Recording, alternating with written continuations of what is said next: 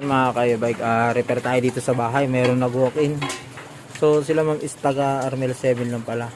Ang maging issue na ito is tatakbo tapos biglang mawawala.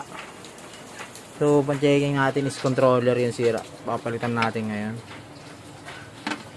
Ayan. Cutter brad.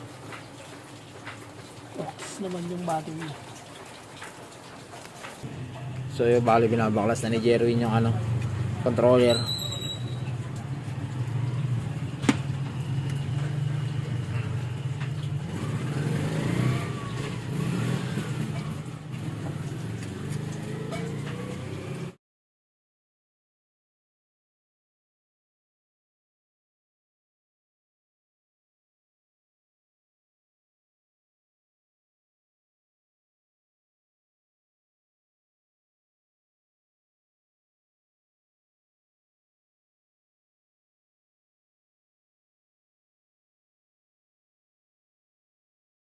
Yung pangina pag nagkamali. So yung mga ka-e-bike na-install pa natin yung bagong controller.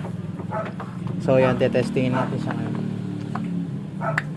Ayan mga ka-e-bike. Mga pala. Kaya lang. Ay. Kaya mga ka-e-bike, tapos na natin.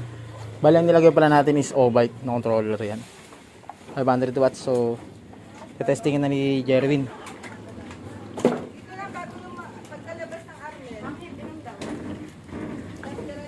On cam tuloy ako. Wala natin ang edit. Ito pang video mo. Picture, picture.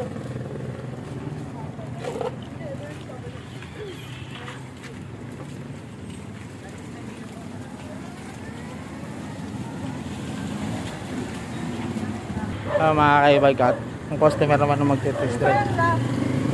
Ma'am, nakapreno! Pararay mo! Inaaway niyo si ma'am. Ah. Yes, guys. Ma'am. La, excuse.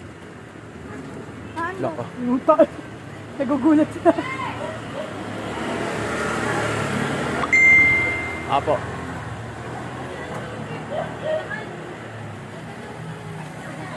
Ako dito yun. Wala.